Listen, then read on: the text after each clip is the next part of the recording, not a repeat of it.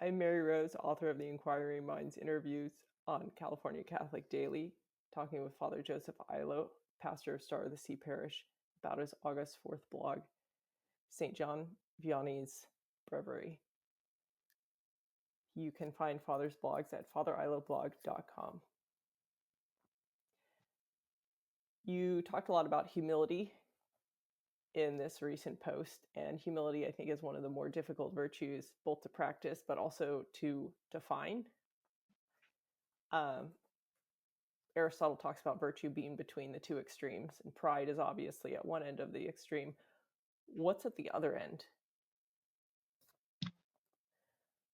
Pride is at one end, and you don't think humility would be at the other end?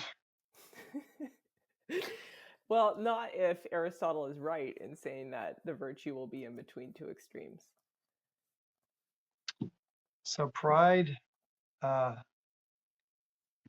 is at one end, but I would say perhaps self-love would be at the other end rather than love of God. And what the saints show us is that to hit that golden mean, we have to seek the truth, who is Jesus Christ, and to love the truth. And as Thomas Aquinas says, humility is the truth.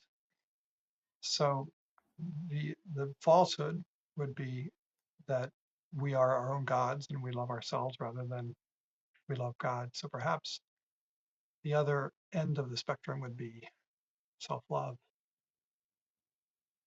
Okay. There's also, it seems to me, a possibility of error in even the quote from St. John Vianney you have from his sermon saying, "We are nothing, we can do nothing." It seems like if we have too much of that attitude, then we could fall into sloth or this idea of not taking responsibility for our actions, which would seem to be one of the ways of missing the mark on humility and going to one extreme or the other. But I don't really know whether that would be sloth or where exactly that error would be. Well, I think you have to make the distinction between knowing that you are nothing and that God is everything versus knowing that God is everything. Because if you know that if God is your all in all, then rather than being slothful, you would want to please him by working harder. When I went into Calcutta, I was in Calcutta in '97 and walked first into the Home for the Dying Destitutes that Mother Teresa set up in 1952. And she has painted on the wall, "Jesus is my all in all." Or maybe it was something, only all for Jesus. That's what she had painted on the wall, only all for Jesus. Meaning Jesus is my all in all. That was another one of her favorite lines. But then that motivated her because she knew that he was everything to give only and all for Jesus. And you know how hard she worked. So I think in terms of the saints like John Vianney, Mother Teresa, knowing that God is everything didn't lead them into passivity or kind of a quietism, just taking God's will as it came rather than working with that will. But it led to an active working for the one you love. We all know that when we're in love, we have lots of energy and want to serve, want to please the one we love. It gives us great dynamism. Love makes the world go round, as they say. So I think that was the secret of the saints, to be completely all in all for the one who was their all in all, and therefore really motivated. So I guess then I keep trying to find errors with this. How do you balance that work? So even leaving aside humility, I guess, for a second, but saying you want to serve God, how, and the work Mother Teresa put in, and your examples of St. John Vianney working himself nearly to death, it sounds like. How do you weigh that with the idea of self-care, and you can't, people say, oh, you can't give what you don't have. How would you weigh that? How Right. should we weigh that? I think, and also I just read an article on prudence.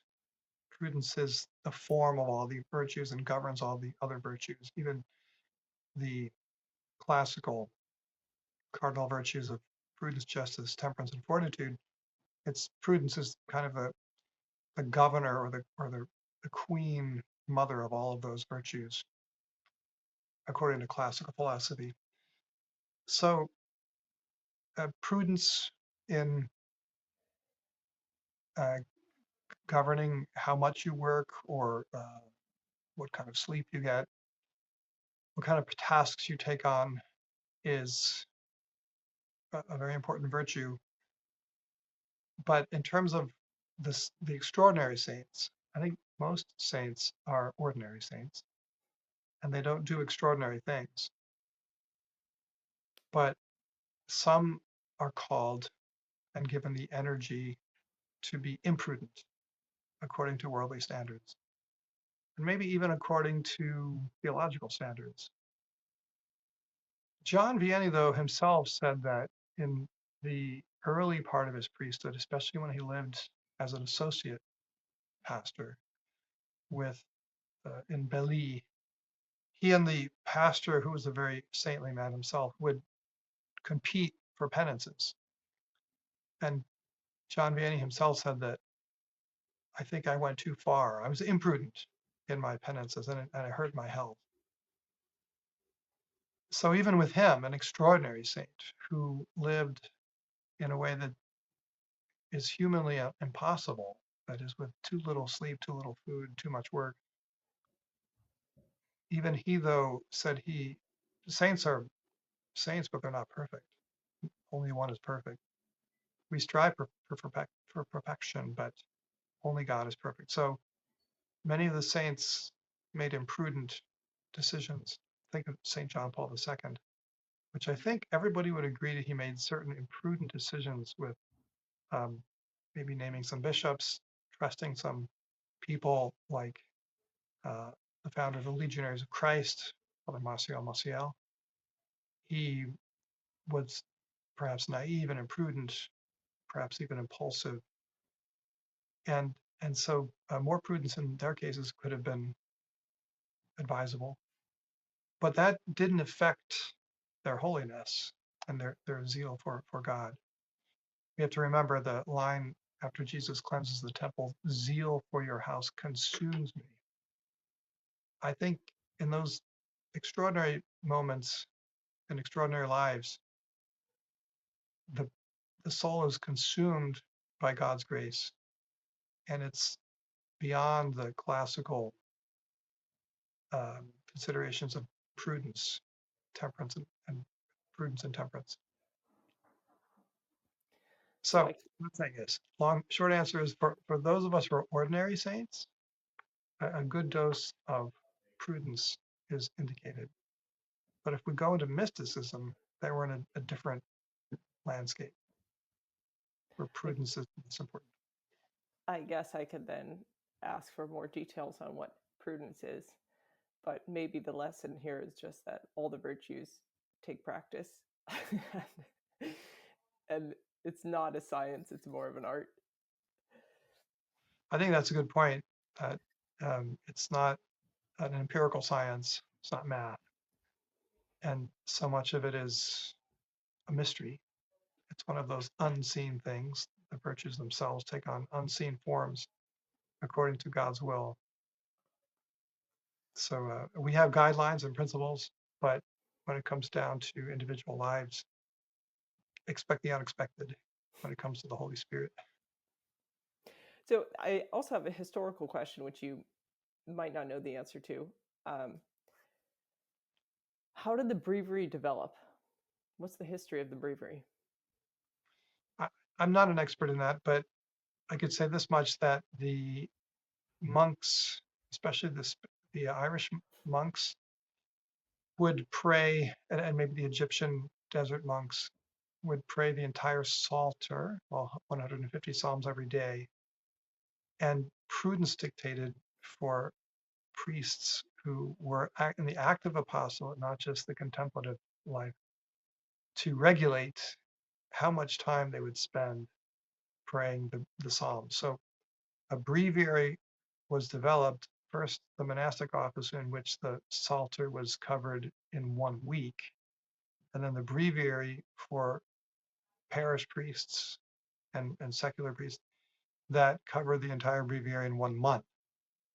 So it took brief reforms as the um, priests who were using it got into more active apostolates and less contemplative monastic lives.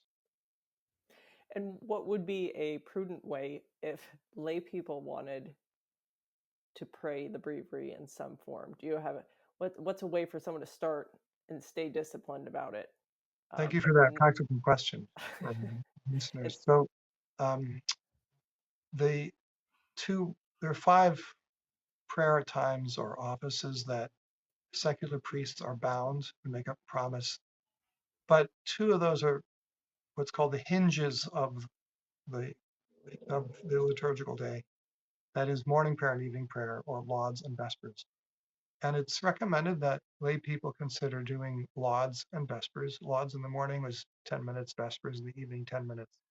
We do that here in the parish, and a good number of lay people join us.